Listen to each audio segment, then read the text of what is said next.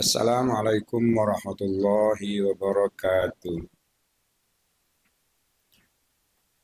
Alhamdulillah wassalatu wassalamu ala Rasulillah.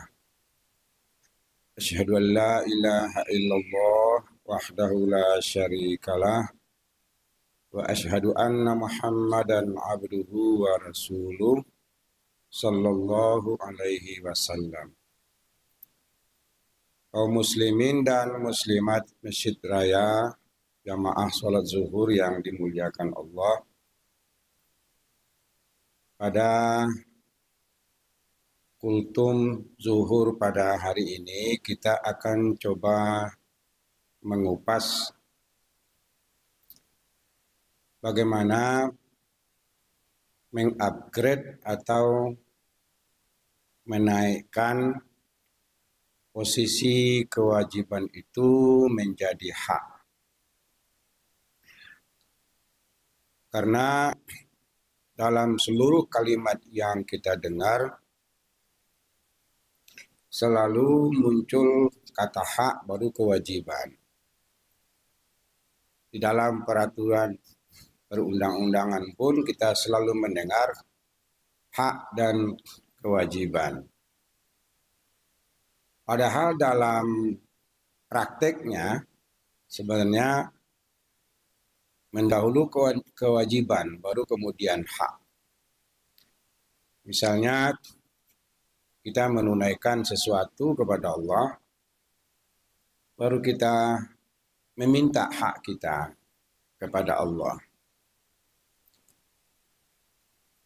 Mahasiswa atau siswa menunaikan kewajibannya dulu membayar SPP atau uang kuliah, baru kemudian mahasiswa meminta haknya untuk proses belajar mengajar. Pegawai negeri juga demikian, menunaikan kewajibannya dulu, baru di ujung bulan atau awal bulan yang baru menerima hak dari kewajiban yang sudah ditunaikan. Tapi di dalam tata kalimat selalu didahulukan hak dan kewajiban, seakan-akan dahulu hak baru kemudian kewajiban. Lalu bagaimana sebenarnya di dalam Islam?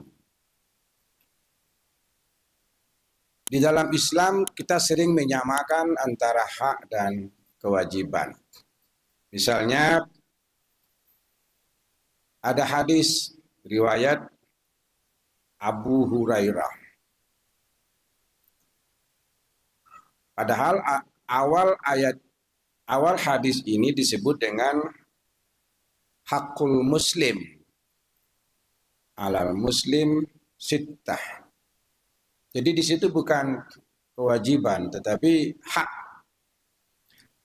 Ada 6 hak orang muslim kepada sesama muslim lainnya. Pertama,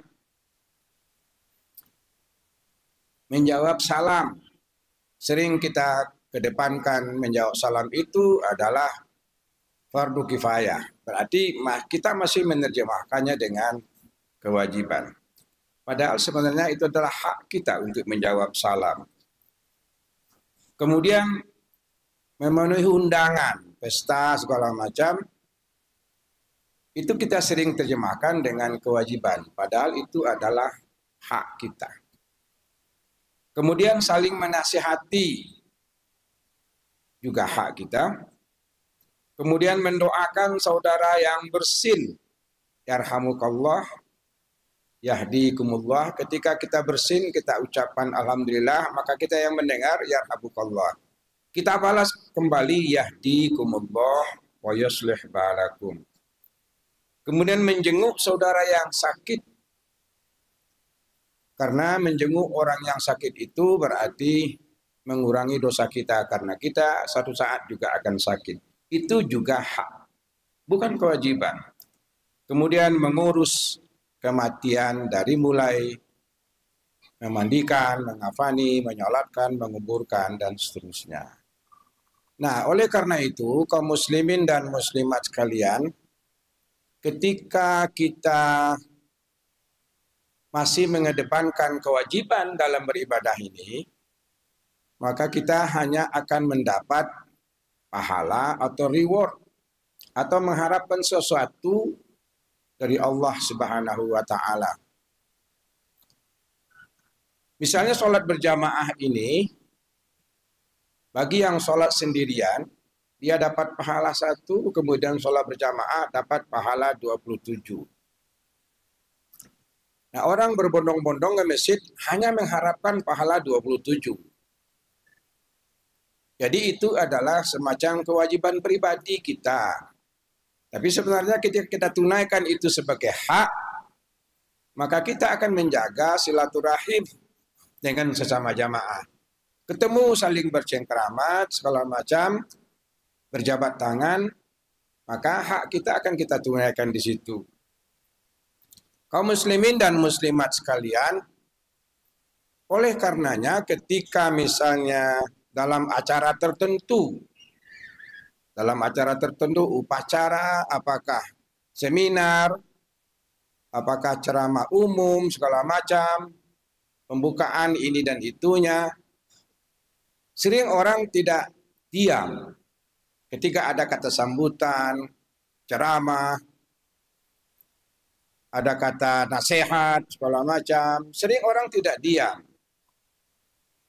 Umumnya dulu orang berbicara kiri kanan. Sekarang orang aktif dengan gadgetnya, dengan handphonenya ketika di depan orang sedang berceramah. Ketika orang di depan orang sedang memberi tausiah, nasihat, ketika orang di depan memberikan sambutan. Diam juga, tetapi diamnya adalah ada kepentingan lain. Dia sedang tidak berada di dalam ruangan itu. Tetapi ketika ada kalimat dari protokol, untuk lebih berkahnya acara ini, marilah kita sama-sama berdoa, kita aminkan. Maka majulah yang membacakan doa ke depan, dan coba saksikan. Tidak ada peserta atau audiens yang mengaktifkan handphonenya. Tidak ada lagi yang berbicara di belakang segala macam, di samping kiri dan kanan. Semuanya terdiam. Kalau jarum jatuh akan kedengaran. Begitu heningnya ketika doa itu diucapkan, semua mengadakan tangan dan membaca amin. Kenapa terdiam? Karena di situ kita sedang menuntut hak kita dari Allah Subhanahu wa taala untuk memperkenankan apa yang kita minta.